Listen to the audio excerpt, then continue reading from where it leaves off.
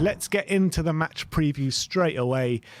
Obviously, massive game in terms of the top four race. Earlier that day, Man United travel to the Emirates, so we'll have to see how that one pans out first, but we do respond after that. And how much of an impact do you think that game has, Man U Arsenal, in terms of the game later? I know we don't want it to have an impact, but do you think it will have an impact? It shouldn't, because either whatever result happens is a chance to gain points on either team in the top four race. Obviously, it's more damaging if Arsenal win, seeing as they're the team level on points with us at the moment. And, they're our biggest challengers. But look, we have to see it as a chance to pull clear of Man United, who are only 3 points behind. So it shouldn't affect us, whatever happens at the Emirates, win, lose or draw for Arsenal. I can't see that having an impact. You could argue if Arsenal win, it puts more pressure on us. But you have to see it as an opportunity to move clear of Man United. So I don't think it should have an impact on us. Yeah, let's hope not. In terms of the way Brentford have been since Christian Eriksen has joined, I mean, he's added that kind of creativity, that X factor that he brings everywhere he's gone, to be honest. I mean, at Spurs, he showed that. At Inter Milan, obviously, he won the league with Antonio Conte. Obviously, he's had a massive impact there, but what has he actually brought to the team, and what are Brentford doing now that they weren't doing before? Well, I think it's that extra quality. They don't have a player who could really control and dictate a game like Eriksen can, and he adds that proper final third quality. And it's no surprise to me that it's not just him doing well. Obviously, as you can see, he's got a goal and an assist, and the points have been racking up, but also what's happened is Toney and Mbeumo have been getting a lot more involved. And all of a sudden, Ivan Toney's been going on good goal-scoring form ever since that's happened. Mbeumo as well has looked to reinvigorate himself, because they were early in the season causing a lot of trouble for defenders. Then they had a bit of a stagnation period in the middle of the season where they seemed to be not be able to score goals, not be able to impact games. But ever since Eriksen's come in, they've become alive again, and Ivan Toney's been on good goal scoring form, and he adds that. Look, I think structurally Brentford are tactically a very solid team, and can be very, very difficult to play against. Recently, they've actually been playing a 4-3-3, but throughout the season they've been playing a 3-5-2 with the wing backs very, very high, putting a lot of pressure on the back line, getting a lot of players into the box. We saw that, I remember, early in the season when they played Liverpool, how many players they were getting in the box, not scared about the opposition they're playing, always throwing caution to the wind. And when you add someone like Eriksen in there, who's got that unbelievable quality from crossing positions, when you've got that many players in the box, obviously you'll get the output. Unbelievable. Every time we go live, the ice cream van goes past. Ice cream van. One day, give me a sec. I'm joking. But obviously, when you've got someone of Eriksen's quality, like the output's gonna be a lot higher, and they're going to be finding a lot more opportunities and a lot better spaces, because he's going to be able to find a man more than someone like a Jar or Norgard or something. They're decent players, but Eriksen's just a step above. He's brought a new level to their play. Adding that kind of quality into their structure has brought Brentford, has reinvigorated their season, because it was stagnating a bit. They were falling by the wayside. It looked like beginning of the season they were going to be top half, challenging for top half and stuff.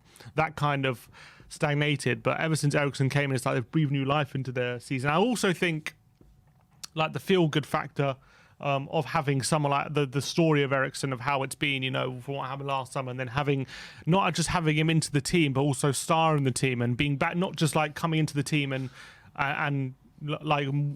working his way back into football, but actually coming in and being even better than he was before and starring. The absolute star of the team. I think that has kind of brought even more togetherness, and obviously that you can see with Thomas Frank and the fans, there's a close connection there. But I think that's even heightened even more now with Eriksen in there. Yeah, completely agree, and it just goes to show. I mean, just look at the form.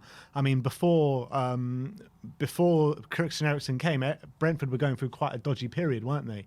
Yeah. A really dodgy period, and then he's come in and he's completely sorted that all out. They're one of the form teams of the Premier League at the moment. I think they've got the exact same points as we've got in the last 5 games. As you can see the form on screen right now, 4 wins out of their last 5 games. Same to us, 4 wins out of the last 5 games. That loss, Eriksen wasn't playing. Exactly. exactly, against Leicester, I think it was. Yeah. They've scored 11 goals as opposed to our 14. They've conceded 4 as opposed to our 3. So, I mean, it is very similar, the form of the two teams coming into it. But I guess the key point is that they're at home and they're really strong at home. Even before Eriksen joined, I mean, maybe they weren't winning as many as they were at home, but they were always a hard team to play against, weren't they? Yeah. Not so long ago, Man City went to Brentford and only scraped by with a 1-0 win. They've very, especially early in the season, they were very difficult to beat at home. And then, recently they have lost. Before Eriksen came in the team, they had lost at home 3-1 to Man United. They had lost 2-0 at home to Newcastle. But then since Eriksen's come in, that home form has been back to how it was before. And it's a small pitch and they can suffocate you. And obviously they're a very, very hard-working team. They like to press really aggressively. They're a very aggressive team as well. So that coupled that with the very energetic fan base they have, first season ever in the Premier League, isn't it? Yeah. First season in the Premier League.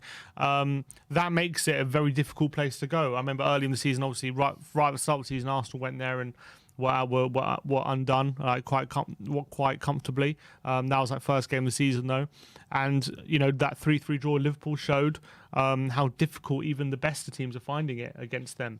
So this is not going to be an easy game whatsoever against these lot. They're going to put every ounce of energy into it, and even though they're safe, it doesn't matter. They're just happy to be in the Premier League and they're fighting for every point. And at home, they're really difficult to play against. Really difficult to play against. It's going to be difficult for us, man. It really is. It's going to be really difficult. When you're looking at the last two games, the Aston Villa game and the Brighton game, there was a clear blueprint that we struggled with, where they kind of press us high up the pitch, Yeah. they suffocate us, they don't leave us any room, and that's the exact tactics Brentford are going to try, aren't they? Isn't it? Yeah, at home they're going to go for it. We know that. They're not going to sit back and play low block and just try and go for a draw or anything like that. They're going to try and go for the win. They're brave, and sometimes that's been their undoing. Sometimes they've been too naive, throughout the season in maybe some games. But with how they play, Thomas Frank will argue they'll win more games than they lose, and they have very strong, aggressive players. I would say, apart from Eriksen, I would say Norgard's a decent passer, but his biggest asset is his aggression and offensive play. Janelt, he's also a pretty good midfielder. He's had a pretty good season. I think he scored a brilliant goal. Was he the one who scored a brilliant goal against Chelsea? I think the equaliser after Rudiger opened the scoring. Obviously, Rico Henry's had a great season at left wing back. He started the season on fire. Didn't quite, when Brentford were going through their lull period, also didn't quite have a great time then. But he's been having a very good season by and large. The young English right back, and obviously the front two, Mbeumo and Ivan Toney, they're going to be pressing us. And Ivan Toney is also very. What I'm worried about with him is he's very physical in a sense that they can go, if they need to go direct, they can very easily go direct to Toney, and he's very good at winning headers and making the ball stick on his chest and stuff like that. And Mbeumo's a good runner and a good dribbler. You don't want to face him one-on-one. And however good our back three have been, I do question whether with players going more direct, if it's not to feet, I think Romero is very good when they go direct to feet. But if they go direct into the air and using physicality, I think Romero hasn't quite shown yet that he can be dominant in the air. I think he's still he struggled definitely from set pieces in the air. We've seen that so far. And whether if they think they can get some joy of sticking Ivan Toney on Romero or especially Ben Davies, we know he has to being a Ben Davies in the air. That's definitely something they can get some joy out of. And with Eriksen's quality, they can definitely go that route. Yeah, very true. And obviously with the set pieces as well, with that Christian Eriksen delivery, the aerial threat you just spoken about, that's just another avenue where we could potentially really struggle this weekend. And one thing as well that I can't remember too many times we faced this season is long throws. They are very good at long throws. Every time they're not quite Stoke, but every time the ball goes out of play in and around the final third, they get people in the box and they go for a long throw. And we're going to have to plan for that. I hope we have planned for that. I don't want to see us conceding any sloppy goals from long throws, because that should be something that we've identified on the training ground and planned for, because they're very dangerous from that. They do create a lot of chances from long throws. So that's something I'm worried about. I am worried about, because we're not the tallest team. And as much as we have physical players like Romero, Højbjerg, Bentancur, But when you're looking, I think a part of the reason why we can see so many goals from set pieces is because our back three are not so aerially dominant. You know, you got Dyer, who's good, but Romero and Davis are not very aerially dominant. And you look at the other two wide defenders in Emerson and Reguilon. You know, and Emerson's pretty tall, but he sometimes laxes in his marking. And Reguilon, you'd fancy yourself against Reguilon in the air, wouldn't you? So we're a team who I think teams look at and say we can, you know, if we get enough set pieces, we can do some damage here. Yeah, and more likely than not, that does come off. Look, we've spoken about the threat that Burnley can bring, Brentford can bring, but when you're looking at this Spurs team that have struggled in the last two games to deal with the kind of pressing and stuff like that, how do we combat that, and how do we get around this, and how do we win this game? Yeah, I mean, I think we will probably start as we usually start by trying to play out the back. It's going to be very difficult. It's in a slow start. Yeah, I mean, we have recently, but I think we will continue how Conte likes to play his football, sucker in the opposition in and try and hitting the spaces when we can. And I do worry with the small pitch that Brentford have, you know, whether those spaces are even going to be harder to find than they would be on a regular day. But I think we have to just bank on the fact that our players are technically more gifted than the Brentford players. Hopefully, we can manoeuvre the ball and know when they're going to press us. And hopefully, out wide, I think there potentially could be space for us because they like to push their wing backs very, very high. Hopefully, maybe Kulusevski or the wing backs can exploit that. And hoping Harry Kane maybe starts dropping a bit deeper, because I feel like up in the unless we're going to go direct to him, he can get a bit lost if we're playing it short and he's not looking for the ball, because especially if they're playing three centre backs, it's going to be very difficult for him to find spaces to pick up the ball in the offensive third if he's going to be marked by three men. That can be a source of worry. One thing I would say is if we are playing the narrow three, which I'm expecting, with Kulusevski and Son, that hopefully they can occupy a couple of the defenders, and then Harry Kane can maybe find the space that he needs to score. That's maybe how we win the game. But I think as well, we're going to need our wing backs to be on top form here, because they've been terrible recently and they need to dominate in this game if we're going to win. I think if we allow them to dominate the wide areas, that's where they're going to get a lot of joy. We need Reguilon and Emerson or whoever's going to play to really be on top of their game, because if we can dominate the wide areas, that can go a long way to us winning the game. Who are you backing to start the wing backs? Obviously, Emerson and Reguilon didn't have a good game the last game. Do you think he persists with them, or do you think maybe a Sessegnon comes in? Difficult, isn't it? Yeah. I kind of want Sessegnon to come in, because I think he might give us a bit more going forward than Emerson does. Or even Reguilon. You know, I'd like to see him come in because I think he was doing quite well. I do get the feeling the fact that Sessegnon didn't come on last game, I don't know whether that says anything, but I've got a feeling he's going to stick with the same wing backs as he did last game, even though they were terrible.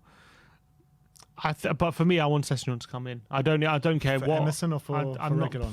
I'm not even bothered. But I think probably for Emerson. I think that would be my preference. Try him on the right, give a different kind of problem to the opposition. But if it is for Reguilon, I'd also support that as well. Yeah, I'd agree with you there. In terms of stopping Brentford, is it a case of stopping Christian Eriksen and that diminishes the majority of their open play threat?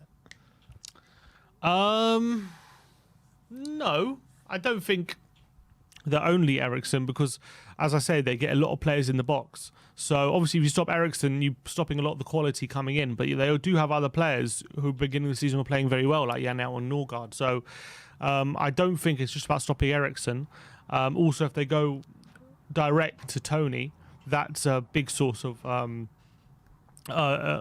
joy they get when trying to go forward against other teams. So I think Eriksen's the main threat, but I wouldn't say it's like Spurs where you stop Kane, you stop like 90% of our attack. I don't think it's like that. I would say it's like you stop Eriksen, it's like at the moment it's like 60% of their attack is stopping. But the fact of the matter is, I mean, they were finding hardly any joy in the months prior to Eriksen coming in, and he's come in and completely changed their kind of the way they, maybe not the way they play football, but they're definitely their chance creation and their results.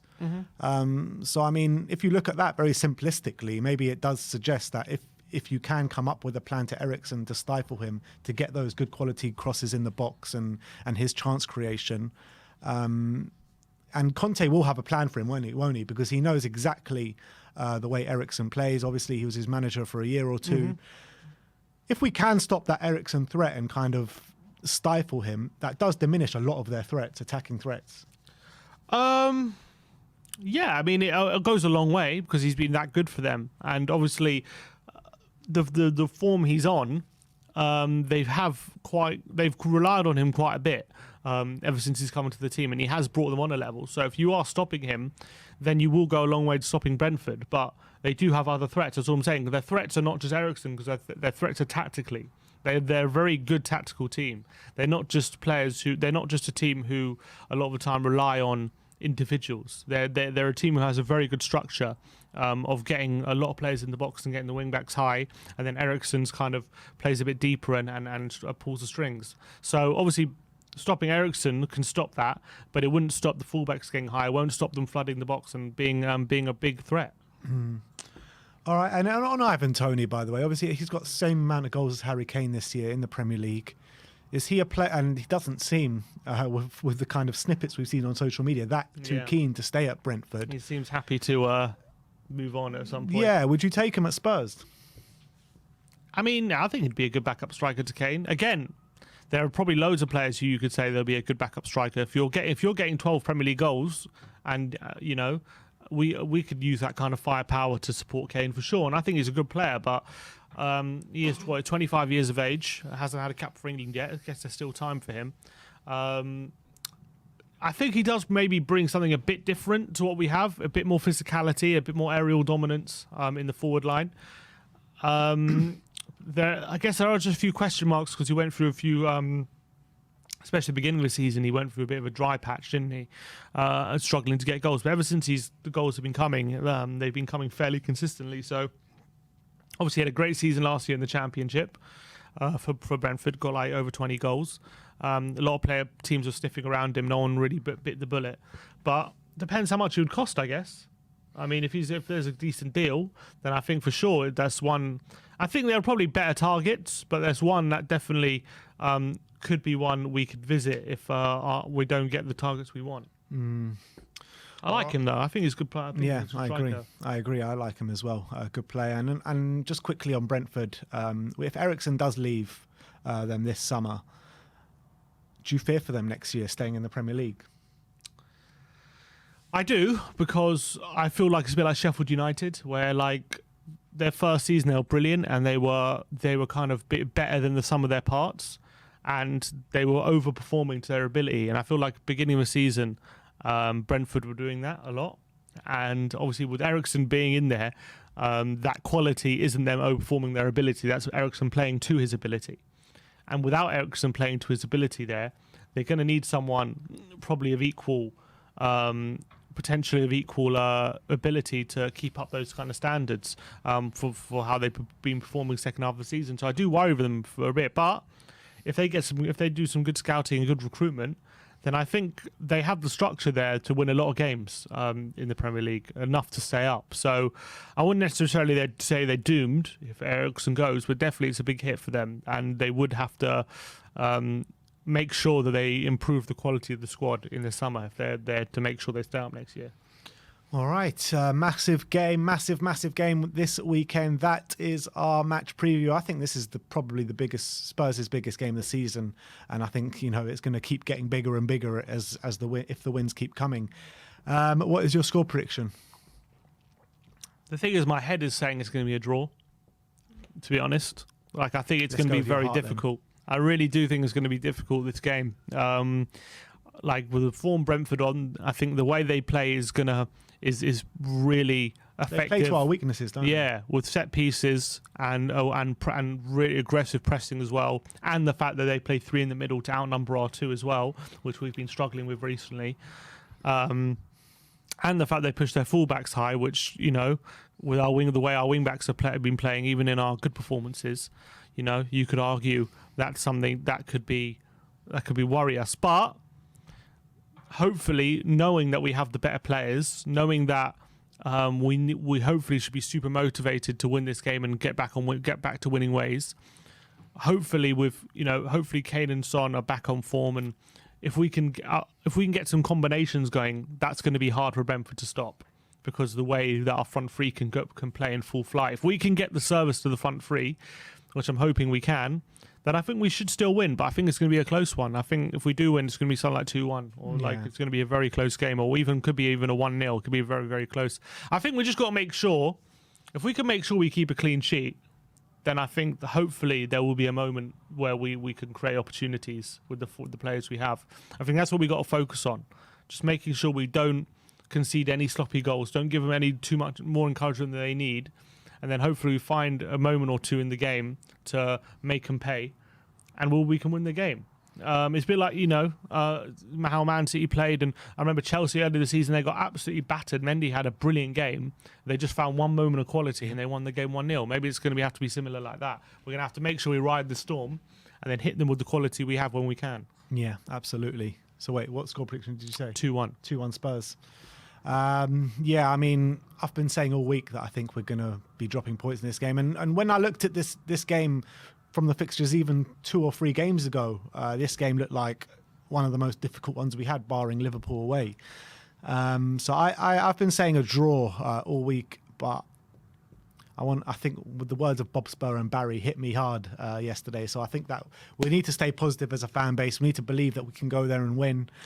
We need to. It's so important to win this game this weekend. And it's not like that. I know they've been brilliant since Eriksen's come in, but it's not like this we're playing Man City or something. You know what I mean? Like they did go to Stamford Bridge and win 4-1. They did win 4-1 at Stamford Bridge. They also not so long ago they lost at home to Man United 3-1. They lost at home to Newcastle 2-0. Like they've had. Look, you saw what Arsenal did at Stamford Bridge. It's not. I think Chelsea are a bit like Madrid scored a lot of 3 goals at Stamford Bridge as well. So they've been leaking a lot of goals recently at home, Chelsea. So fact of the matter is that the form since Christian Eriksen has come in, 5 wins in 5 games. Yeah, they're playing very well. It's unbelievable. But they're due a loss with Christian Eriksen in the side. They just scraped past Watford in a last-minute goal last time out. They did beat West Ham pretty convincingly, though, before that. But West Ham, obviously, they just had Europe. Look, they're beatable. They're definitely beatable, but it's going to be extremely difficult. It's not going to be a game where this is a foregone conclusion by any stretch. It's anyone's game this weekend. It really is.